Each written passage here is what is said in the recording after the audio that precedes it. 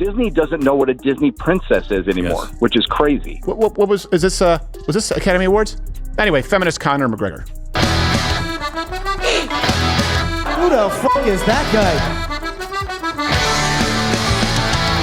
It's a weird walk for a weird broad, and I don't like her. It is, and it's really mean to put her next to Gal Gadot. Did Gal Gadot just snap on Rachel Zegler after Snow White flopped at the box office? Because that smile she used to flash in interviews? Yeah, it's gone. Sources say Gal is done playing nice. And what she said about Rachel behind the scenes has Hollywood shaking, and with Snow White tanking harder than Disney ever expected. Gal's frustration is boiling over. Was this just diva drama, or a full-blown betrayal? This isn't just a PR mess. It's the untold story of how Rachel Zegler lost the support of the industry's biggest names, starting with Wonder Woman herself. Let's get into it. It all started with It Ends With Us, a book-to-film adaptation that should have been a guaranteed hit. On paper, it had everything. A viral Colleen Hoover novel, a passionate fan base, and 2 A-listers at the helm. Justin Baldoni, the wholesome heartthrob-turned-director, and Blake Lively, Hollywood royalty, cast as Lily Bloom. Sounds like a dream team, right? Except the internet immediately hated it. The moment Blake's casting was announced,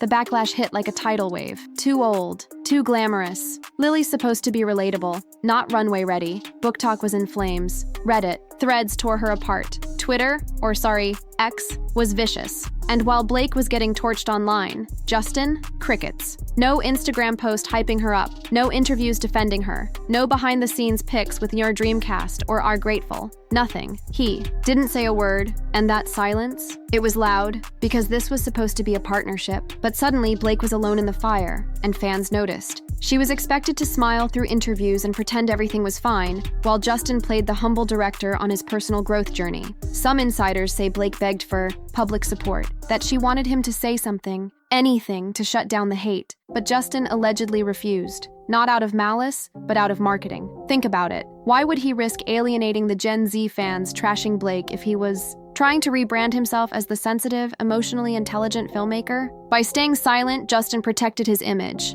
at the cost of hers. And that's where things started to crack. Because Blake Lively doesn't mind criticism. She's been through worse. But betrayal, from someone she trusted, that cuts different. And here's where it gets even messier. Some sources claim that Blake didn't just feel unsupported, she felt set up, that Justin knew the casting would be controversial, and let her take the fall on purpose. Why? To distance himself from the backlash, to make her the scapegoat if the film flopped, and to slide into the hero role if it succeeded. Calculated? Absolutely. Cruel? Depends on who you ask. But one thing's for sure, this wasn't just a creative disagreement. This was the beginning of a Hollywood Cold War, and no one saw what was coming next. In Hollywood, silence isn't just silence. It's strategy. It's politics. It's a statement. So when Blake Lively got dragged through the mud over It Ends With Us, everyone expected her A-list inner circle to go to war for her. Spoiler alert, they didn't. Not one Instagram story, not one tweet. Not even a passive-aggressive like. Even her husband, Ryan Reynolds, king of clapbacks, master of spin,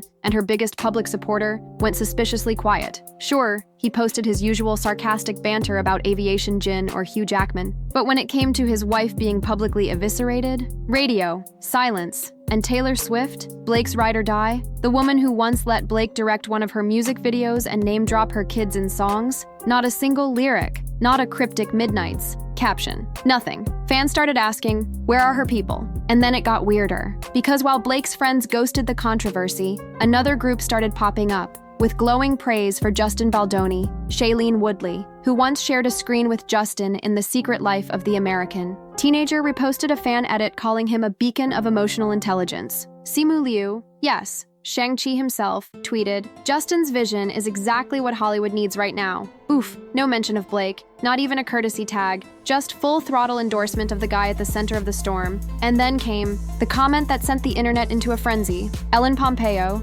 Meredith Grey, formerly tight with Blake, left 3 little words under Justin's behind-the-scenes post. This guy gets it. No context, no elaboration, just vibes. And shade. At this point, fans weren't asking if sides were being taken. They were analyzing how obviously the lines were being drawn.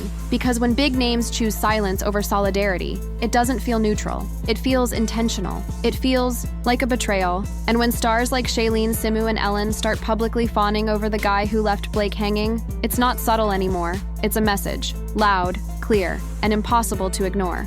Suddenly, Justin Baldoni wasn't just surviving the controversy, he was thriving in it. Almost overnight, it looked like he was curating a new Hollywood inner circle. And guess who wasn't on the guest list? Blake Lively. While she was fending off backlash with zero backup, Justin was shaking hands with Hollywood royalty. Oprah Winfrey invited him to speak at her private leadership summit on emotional storytelling, an invite-only event where only the most influential voices in media are allowed. And during their cozy fireside chat, Oprah looked him in the eye and called him a voice of emotional evolution in cinema. Mic drop Blake, not even mentioned, not once. But it didn't stop there. At the Women in Film Awards, where female pioneers in Hollywood are celebrated yearly, guess who sat front row, all smiles and camera ready? Justin Baldoni. And guess who wasn't even invited? Blake Lively. An actress, director, producer, and one of the few women in Hollywood who's actually built something without a powerful studio backing her. Sources say the snub wasn't accidental. Behind the scenes, a new clique is forming in the industry. One, obsessed with emotional intelligence, public vulnerability, and ultra-progressive branding. The kind that turns therapy speak into marketing and tears into ticket sales. And guess who's at the center of it? Justin Baldoni. He's being framed not just as a filmmaker, but as a movement. With him, America Ferrera, fresh off her viral Barbie monologue about womanhood. Zendaya's manager, reportedly eyeing Justin for a prestige streaming series. Reese Witherspoon, Hollywood's literary queen, rumored to be in talks with Justin to co-produce a massive book adaptation next year. Some in the industry are calling it Woke Hollywood 2.0, polished, branded, influencer-friendly activism wrapped in pastel aesthetics and A24 vibes. Others, they see a calculated PR takeover, a soft coup disguised as emotional depth. But no matter how you slice it, Blake Lively is on the outside looking in, and for someone who once ruled the red carpet, dominated rom-coms, and had Taylor Swift in her corner, that's not just surprising, it's suspicious. So the real question is, how did Blake go from Hollywood's golden girl to invisible? And what does Justin really gain from her fall? Some betrayals are expected in Hollywood, but some cut way deeper, and for Blake Lively, the knives weren't just coming from strangers. They were coming from people she once called family. Let's start with Florence Welch, the ethereal voice behind Florence, plus the machine, and once a regular fixture at Blake's private events, birthday parties, garden brunches, fashion week, after parties. They weren't just acquaintances, they were inner circle. But fans noticed something chilling. Florence unfollowed Blake on Instagram, not once, but twice. The second time, after refollowing her for just a few weeks. And where did she show up next? Justin Baldoni's podcast, talking about evolving through discomfort and how true transformation often comes from walking away from familiar energies. Coincidence or a carefully timed statement? The internet lit up. Because in the world of celebrities, silence is one thing, but publicly realigning yourself, that's an earthquake. Then came Anna Kendrick, Blake's co-star in A Simple Favor, where the two shared on-screen chemistry and, supposedly, a real-life friendship. But in a Vanity Fair interview that went viral for all the wrong reasons, Anna said, "Sometimes you realize the people you thought were grounded were just really good at pretending. No name, no direct call-out, but the subtext? Screaming comments flooded in. Is this about Blake? Fake friendships in Hollywood? Was Anna there when it all unraveled? And just when the drama felt like it had peaked, Robin Lively, Blake's own sister, dropped a tweet that made jaws drop. Sometimes loyalty means stepping away. No explanation, no follow-up, and just hours later, deleted. But the damage was done. Because if your own sister is posting cryptic loyalty quotes in the middle of your most public fallout, that's not family drama. That's a full-on fracture. Fans were shocked. Some didn't believe it at first. Others started asking, did Blake just lose Hollywood? Or did she lose everything, including her own blood? And if that's true, what exactly happened behind the scenes that would push a sister to walk away? Or worse, take sides? Justin Baldoni wasn't always Hollywood's golden boy. In fact, not too long ago, he was just another handsome face in the rom-com aisle. Charming, sure, memorable, debatable, but then he pivoted, and everything changed. He rebranded, not just as an actor, not even as a filmmaker, but as a thought leader, a soulful disruptor, a man who cries on podcasts and calls it power. Suddenly, Justin was everywhere, not in tabloids, but on TEDx stages, hosting emotional deep dives on his podcast Man Enough, writing viral think pieces for Time magazine about redefining masculinity and healing trauma. It wasn't just PR. It was calculated reinvention. And Hollywood, they ate it up. Producers love him, studios trust him, and A-listers are lining up to work with him. Because Justin isn't just a director anymore, he's the face of a movement. He represents new masculinity, vulnerable, progressive, emotionally articulate. And in today's climate, that's not just appealing, it's marketable. Now compare that to Blake Lively. Once celebrated for her elegance and wit, she's suddenly being painted in a very different light. The same media that praised her activism, her fashion, her philanthropy, now calls her aloof, calculated, image-obsessed. Never mind the fact she's launched campaigns for children's welfare, or raised millions with her husband for marginalized communities, or publicly stood up for women's rights. None of that matters when you're up against a man who tears up on camera and talks about unlearning toxic behavior. Because right now, Hollywood isn't just changing, it's shifting its values. And Justin? He's perfectly positioned. He's not chasing trends, he's embodying them. And in contrast, Blake's composure is seen as cold. Her silence, once a mark of elegance, now reads as out of touch. Why the double standard? Why is Justin's curated vulnerability seen as brave, while Blake's restraint is spun as detached? Is it sexism? PR genius? Or both? Either way, the narrative is no longer in Blake's hands. And Justin? He's not just winning awards, he's winning the culture war. Not everyone has turned their back. Just when it seemed like the entire industry was sprinting toward Team Justin, a few surprising figures stood their ground. Martha Stewart, of all people, posted a vintage photo of herself with Blake. The caption? Some women build empires without needing applause. No tags, no hashtags. Just that subtle? Sure, but in Hollywood, subtlety is loyalty. And then there's Lana Del Rey. The queen of tragic glamour liked a fan post defending Blake's casting, and in a blink and you'll miss it moment,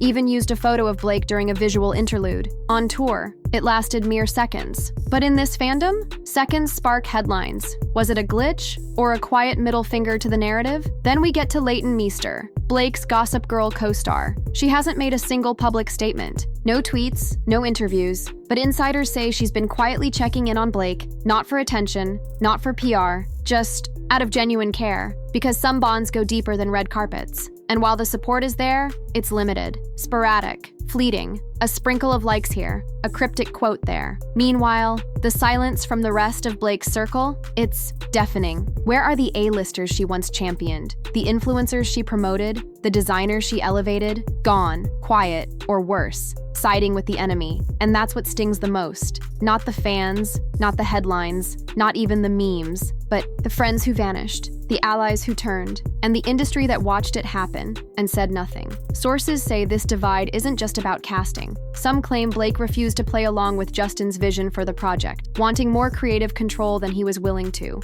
give. Others suggest Justin was frustrated by Blake's need for aesthetic perfection, clashing with his stripped-back directing style. One assistant allegedly overheard Blake say, "This isn't a character study, it's a PR play." Whether true or not, the quote made its way through Hollywood circles like wildfire. By the time press tours rolled around, Blake was missing from key interviews. Justin, everywhere. And that's when the war went public. No official statement. No public fallout, just a slow, visible unraveling. Blake archiving all promotional posts about "It ends with us." Justin posting emotional reels with the caption, "True collaboration means surrender." Red carpet photos cropping out Blake. Even fan accounts, once neutral, started choosing sides. Reddit threads were flooded with breakdowns of every comment, every unfollow, every cryptic story post. And then, the final blow, a former PA leaked a photo of the call sheet with Blake's name scratched out and alt-led handwritten beside it. That's when fans realized this wasn't just drama, it was war. So where does that leave us? Justin Baldoni